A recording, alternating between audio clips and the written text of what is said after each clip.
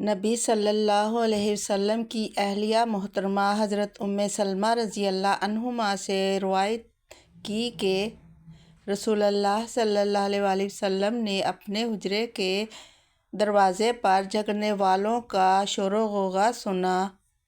میں ایک انسان ہوں اور میرے پاس جھگڑا کرنے والے آتے ہیں۔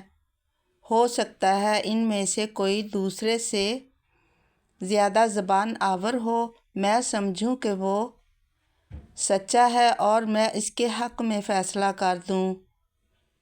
میں جس شخص کے حق میں کسی دوسرے مسلمان کے حق کا فیصلہ کر دوں تو وہ آگ کا ایک ٹکڑا ہے، وہ چاہے تو اسے اٹھا لے یا چاہے تو چھوڑ دے۔